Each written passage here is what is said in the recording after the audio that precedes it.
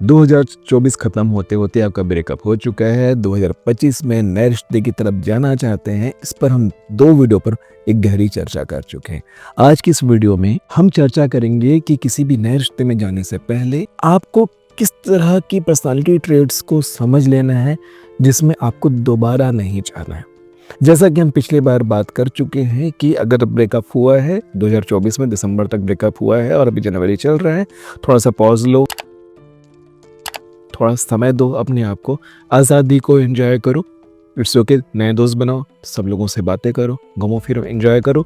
लेकिन नए रिश्ते में जाने से पहले आप उस इंसान को कैसे परखेंगे कि उसके साथ रिलेशनशिप में जाया जा सकता है। नमस्ते है जी, मैं हूं मयंक धैर्यवाल, आपका अपना हैप्पी वाला हीलर। दोस्तों, हम यहाँ हील करना सीखते हैं अपने रिश्तों को, क्योंकि रिश्ते ही वो खूबसूरत पहलू है जो हमारे जिंदगी में खुशियों की सौगात लेकर आते हैं। और क्योंकि अभी हम नए रिश्ते में जाने से पहले जानने वाली कुछ बातों को समझ रहे हैं, इसलिए इस सीरीज को आप पूरा देखिए, समझे और दूसरों की हेल्प करें। मैं ये नहीं बोल रहा हूँ कि वीडियो को शेयर करें, आप सीखिए, समझे, नोट्स बनाएं और दूसरों की हेल्प करें, क्योंकि हीलर ऐसे ही होते हैं जो लोगों की हेल्प करते हैं। सबसे पहले, मेल हो या फीमेल, सबके लिए एक कॉमन ट्रेट जान लो। कभी ब्रोकन पर्सन को डेट मत करो, टूटे हुए इंसान को डेट मत करो।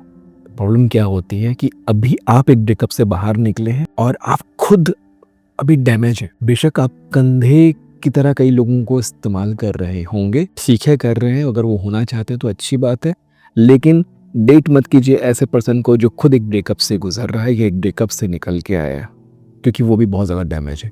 वो आपसे बहुत सारी उम्मीदें लगा करके रखा है, आप उस उम्मीद को पूरा नहीं कर पाओगे और आप भी बहुत सारी उम्मीदें लगा कर उनसे रखे हो आप, और वो भी आपकी उम्मीदों को पूरा नहीं कर पाएगा। वो कहावत सुनी है ना कि अक्सर आपकी दूसरी मोहब्बत वही होती है जिसके सामने आप अपनी पहली मोहब्बत का रोना रोते हैं। कहावत है, कितना सच कितना झूठ, आप ज्यादा समझदार हैं, है ना। किसी भी इंसान को डेट करने से पहले हम उनसे दोस्ती करते हैं, एकदम से प्रपोजल एक्सेप्ट नहीं करते, ना ही प्रपोज करते हैं। तो दोस्ती के दौरान आप उसके साथ ना ट्रैवल करने जरूर चाहिए। जी हाँ, क्योंकि जब आप उसके साथ ट्रैवल करते हो तभी उसकी असली रियलिटी समझ में आती है।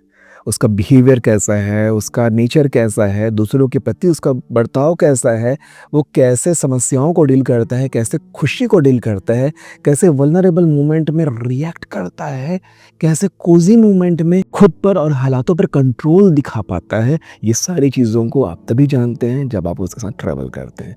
तो किसी भी रिलेशनशिप में आने से पहले ट्रैवल जरूर कीजिए, नहीं तो अभी रुकिए, थोड़ा समय बीतने दीजिए। तीसरा, प्राइमिंग में मत फंसिए। प्राइमिंग एक टर्म है साइकोलॉजी का जो सेल्स और मार्केटिंग में यूज किया जाता है कि आपको कुछ एक्सक्लूसिव दिखाया जाता है कि भाई ये बहुत डिमांड में है, ये बहुत ज़्यादा मांगा जा रहा है, ये बहुत ज़्यादा चाहा जा रहा है, तो उस चाहत में मत फंसिए।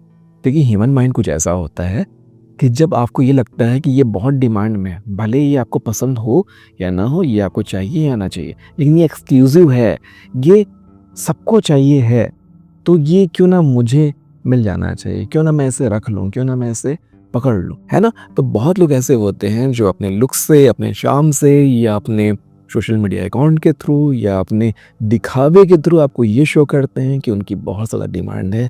मेरे पास ये फ्रेंड है, मुझे वो ये अप्रोच कर रहा था, मुझे ये प्रपोज कर रही थी, या ये मुझे वो बुला रहा था, मैं उसके साथ वहाँ जा रही हूँ, मैं उसके साथ यहाँ जा रहा हूँ, ठीक है।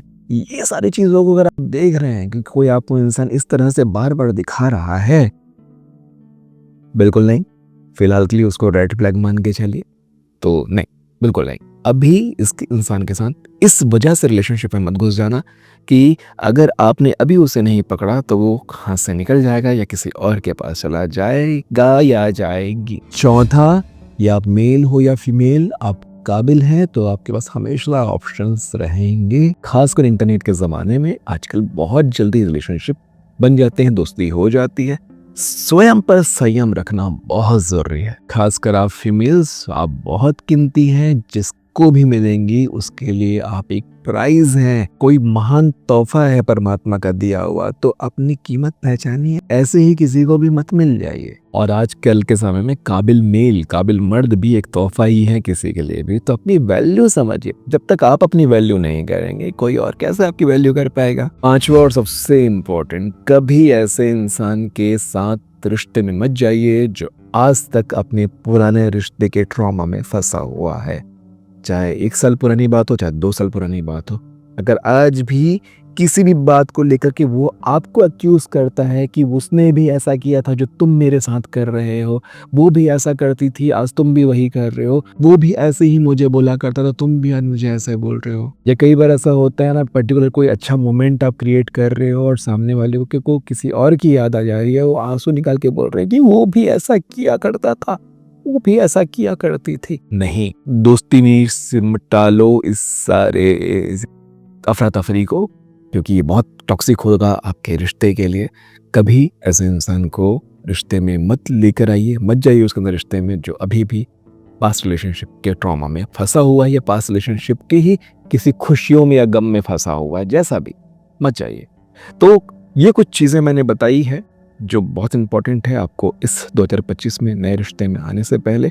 और जैसा कि हमने एक मेडिटेशन बनाया था कि किसी भी नए रिश्ते में अगर जाना चाहते हैं तो अपने आप को पहले, अपने ऑरा को खोलिए, अपने क्या अट्रैक्ट करना चाहते हैं वो बन जाइए। ये नहीं बोल रहा हूँ कि आपको बन के किसी के सामने पेश होना, नहीं, अंदर से वो बन जाइए जो आप पाना चाहते हैं।